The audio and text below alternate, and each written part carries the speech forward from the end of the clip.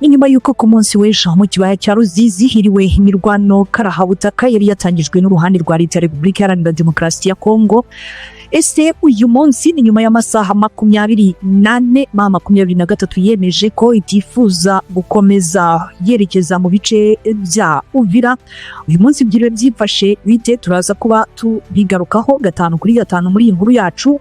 Ndaza kugezaho updates ku bijyanye n'ikibaya cya Ruzizi, ariko kandi siyo makuru gusa nza kugarukaho muri iyi nkuru yacu, ahubwo ndaza kukubwira ko kuri ubu ngubu bamwe mu batavuga rumwe n'ubutegetsi bwa Repubulika Iharanira Demokarasi ya Kongo barimo witwa Bahati Lukwebo bakomeje gushinjwa gukorana n'umutwe wa M23. Ayo makuru turaza kuyagarukaho. Hanyuma bijyanye n'amakuru mu gitondo twakugejejeho yemeza ko hari abanyamurenge berekeje mu gihugu cy'abaturanyi cy'u Burundi kujya gushimira Sebarundi. Ayo makuru akomeje kugenda agarukaho cyane inyuma y'uko Minisitiri w'Ububanyi n'Amahanga n'Ubutwererane w'igihugu cy'u Rwanda yamaganiye kureba ibijyanye n'abo banyamurenge ndetse akanagereranya ahubwo uwo Sebarundi na Juvenal Habyarimana. Edouard Bizimana ni Minisitiri w'Ububanyi n'Amahanga w'igihugu cy'abaturanyi cy'u Burundi yahise atangiza impaka zikomeye no guterana amagambo na Olivier Nduhungirehe, nawe aramusubiza. Ibyo ndaza kuba bigarukaho ibijyanye no guterana amagambo kwabo, ariko kandi ndaza no kwerekeza muri Rucuru aho imidugudu 4 ya Bwito yibasiwe n'imirwano ikomeye cyane hagati y'uruhande rwa Leta na M23 kuva ku munsi w'ejo. Rebo hasi handitse subscribe na amakuru menshi cyane uzajya ukomeza kubonera ku gihe. Reka duhere rero mu kibaya cya Ruzizi aho kuri uyu wa gatatu tariki 18 Werurwe hagaragaye ituze rito cyane. Ni mu kibaya cya Ruzizi inyuma y'imirwano ikomeye cyane yabaye kuri uyu wa kabiri yahuje ingabo za M23 n'ingabo za Leta ya Repubulika Iharanira Demokarasi ya Kongo zitari zonyine, aho zari zifashijwe n'imitwe ya FDLR, Wazalendo ndetse n'ingabo z'u Burundi udasize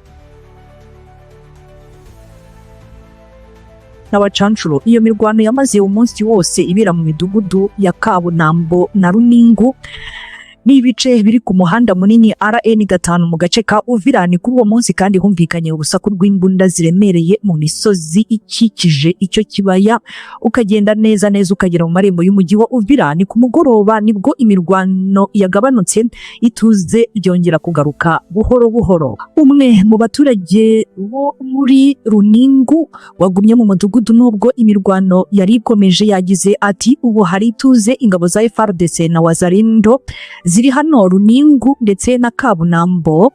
Hari igice kirimo kugenzurwa n'ingabo za Leta, ikindi gice kirimo kiragenzurwa na M23. Aya makuru kandi yemejwe na Martin Mafikiri, uyu ni umuhuza bikorwa wa SNCC Sud Kivu, wavuze ko ahantu hose habereye imirwano ku munsi w'ejo waratuje kandi ingabo za FARDC nizo zirimo kugenzura ibice byegera igice cya Uvira. Iyi mirwano yateye ubwoba abaturage benshi muri utwo duce bituma bahunga ari benshi bava mu byabo. Abenshi bakaba barahungiye mu mujyi wa Uvira, ni mu gihe abandi bakomeje kugenda bahungira mu bice bihakikije. Umuhanda munini uhuza Bukavu na Uvira RN5 uracyafunze kuva mu minsi ishize, bikaba bikomeje kugira ingaruka ku ngendo z'ubucuruzi n'abaturage muri rusange. Amakuru aturuka ku masoko atandukanye akavuga ko ifungwa ry'uyu muhanda ryasabwe na Leta y'u Burundi, ifite impungenge z'uko hashobora kunyuraho cyangwa se kuba hakoreshwamo ibimodoka binini byerekeza ku mupaka wabo, cyangwa se ngo abantu bashobora kwinjira mu gihugu cyabo cy'u Burundi, aho itegeko ryaturutse i Burundi bagasaba bari kurwana ku ruhande rwa Leta gufunga uwo muhanda. Uwatanze ayo makuru yagize ati uwo muhanda wafunzwe bisabwe n'u Burundi bushinja ko cyangwa se ngo butekereza ko ushobora gukoreshwa mu kwinjizwa abantu mu gihugu cy'u Burundi no mu mujyi wa Uvira, cyangwa se imodoka nini za M23 zigakomeza kuwukoresha, ndetse ngo wigeze no gutangazwa ko wakoreshejwe mu bihe byashize n'abarwanyi ba M23 mu kwinjiza abarwanyi bo mu mujyi wa Uvira mbere y'uko bawufata. Niyo mpamvu rero bashaka ko ufungwa noneho mu rwego rwo kugira ngo bahagarike abashobora kubinjirira muri uwo mujyi mujyi wa Uvira. Naho ishyaka AFDC ryasohoye itangazo kuri uyu wa gatatu rivuga ko ririmo gukorerwa ibikorwa byo byita igitugu cya politiki, imisoro n'umutekano bigamije gusa guca intege abayobozi baryo bakuru barimo nka Profeseri Modeste Bahati Ukwebo usanzwe ari Vice Perezida wa kabiri wa Sena ya Repubulika Iharanira Demokarasi ya Kongo. Iri tangazo rikaba ryashyizweho umukono n'umunyamabanga mukuru w'iri shyaka Malongo Bilambagaye Richard, rikavuga ko hari igitutu gikomeye kirimo kubashyirwaho cyangwa se kigashyirwa ku badepite n'abayobozi baryo.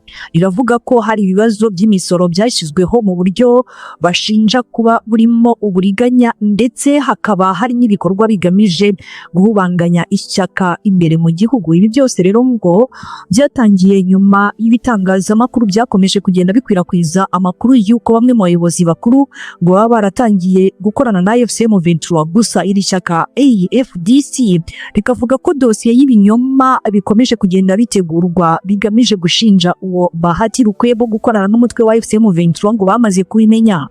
Iri shyaka ryamaganye ayo makuru rivuga ko nta shingiro afite, ndetse ryibutsa ko umuyobozi waryo ari umwe mu bantu bagizweho ingaruka n'intambara iri kubera mu burasirazuba bwa Repubulika Iharanira Demokarasi ya Kongo. Bijyanye rero n'uruzinduko abanyamurenge bagiriye mu gihugu cy'abaturanyi cy'u Burundi, ni byinshi bikomeje